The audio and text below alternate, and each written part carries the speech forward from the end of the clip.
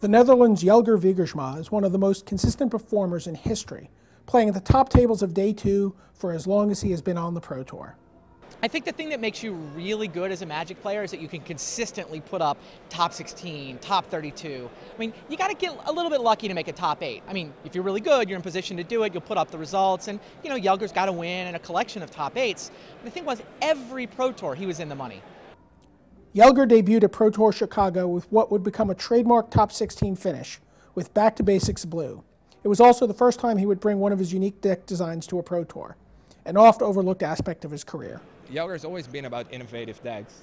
I remember this one time where we were testing for Mercadian Mask blocks, and Jelger, basically there were some obvious decks out there, the Rebel deck for example, but the first deck Jelger built was a deck which had 36 creatures and 24 lands, with the Mongers in the format, and it was a green-white deck with just all guys, and he called it the farm, because Jelger grew up on a farm.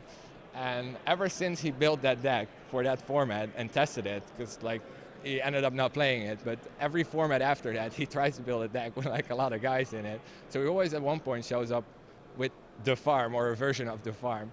While Jelger regularly finishes in the money, he is no stranger to the Sunday stage and has 3 top 8 appearances, including a team win with Von Dutch at Pro Tour Seattle. You could tell from the time he was very young, because when he started he was very young.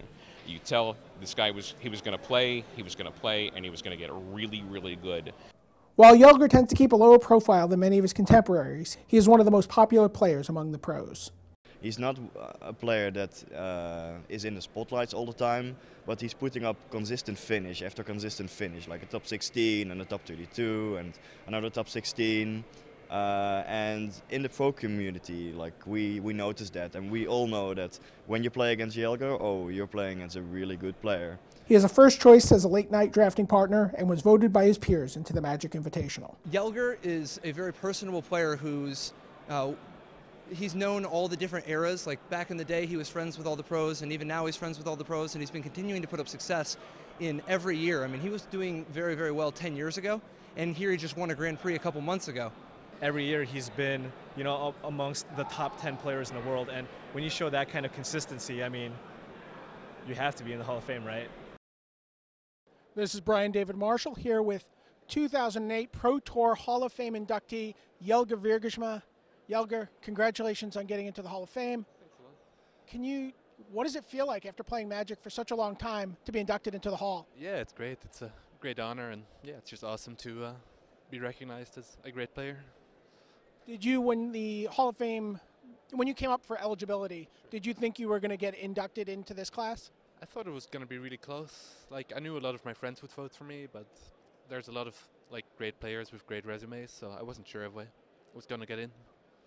One of the things people talk about when they talk about your career is just this uncanny ability to constantly finish in the money, to make, just have these strong tournaments. Can you speak to what it is that's allowed you to just do so well at so many tournaments? No, I really have no idea. I just always played my best and see where I ended up.